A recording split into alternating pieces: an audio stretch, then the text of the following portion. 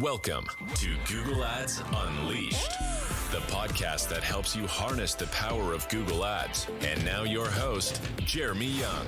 Hello and welcome back, guys, to Google Ads Unleashed. I hope everyone is doing fine this wonderful Monday.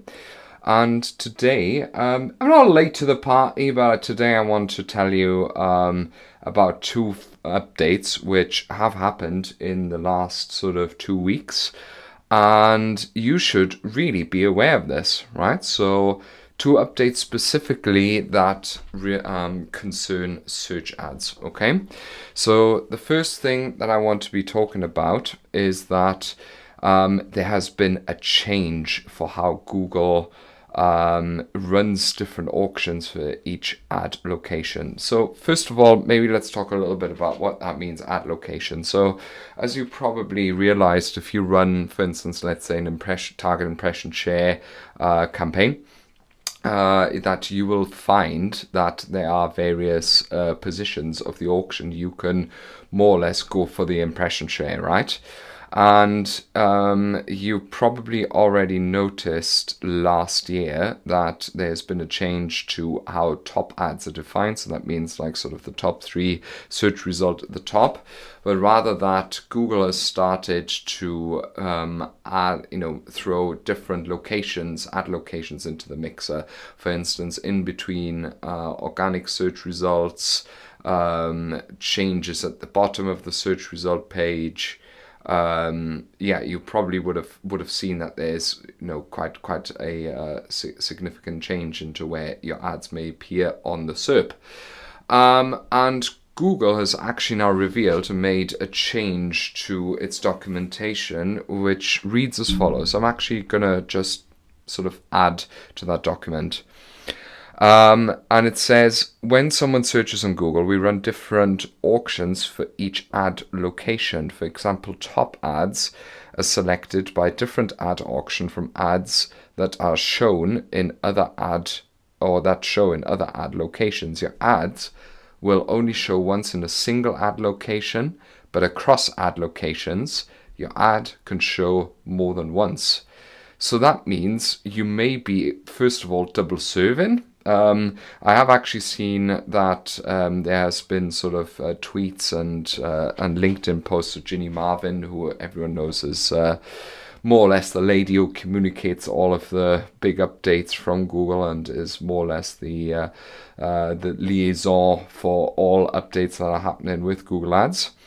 But there's been controversy about that, but also it means kind of a completely different shift to what this means for the auction. So that means when someone searches for a search term, this doesn't mean, so from my interpretation, that you're not just going once into the auction and maybe shown once across all different surfaces, but rather that if you, for instance, lose the auction for the top spots, your bid will be entered for any of the other locations and re-entered.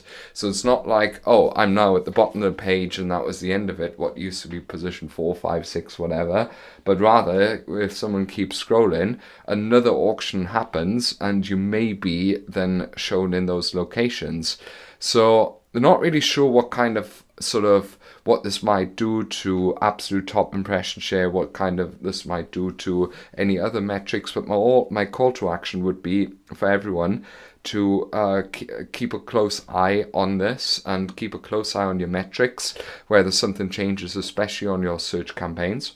And also keep an eye on this, what kind of changes will happen, because according to Google, this has been going on for a while. They've only just updated the wording.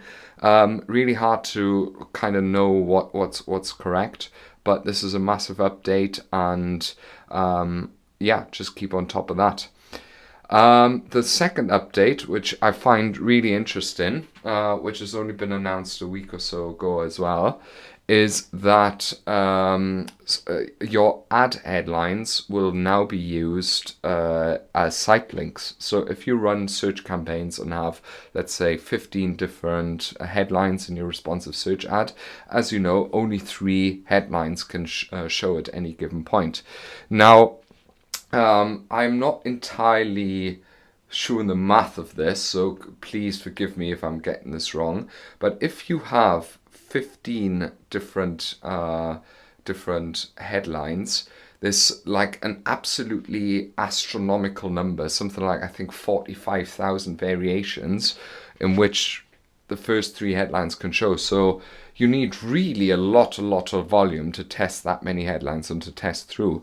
So what is actually going to happen now if you are not using enough site link placements, or if you're using no site links whatsoever in your ad account, for instance, you're lazy, your actual RSA headline will now start to become eligible to show as a site link under your normal search ads. According to Google, what will happen is that, first of all, apparently it's going to improve performance and make use of those wonderful additional headlines which you've written and which have actually never been served. And also, you will be able to test those different variations by default, right? It'll just show on the headlines. Maybe something to note, which is really interesting, is that it's not then going to go to a sub page of yours, but rather than it'll just go to the normal ad URLs landing page. Okay. So massive update because your clients, if you have clients, or you yourself with your own ads, will be wondering, where on earth are these site links coming from and what does this mean? You just have to be really careful what this means for your branding. You have to be careful what this means for your messaging. You have to be careful what this means for your ads. And you want to just ensure that you want to have high quality messaging and ads in your text ads. If you want more updates like that, just hit the subscribe button. You can always find those kind of updates if you head to LinkedIn as well. I'm on LinkedIn with Jeremy Young Google Ads. And if you have any questions about your Google Ads campaigns or any sort of issues, our books are open now for our one-to-one coaching in Q2. Simply drop me a line, drop me an email, head to the website, or book a free call and we can have a chat for that. This has been Jeremy Young, your Google Ads expert, and I am wishing you a happy and productive week.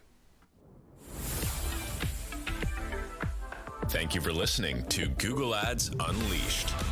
Be sure to subscribe wherever you heard this podcast so you never miss a future episode. If you found value in today's podcast, please share it with others and leave a rating and a review. For more information or to connect with Jeremy, check him out online at www.younganddigital.marketing.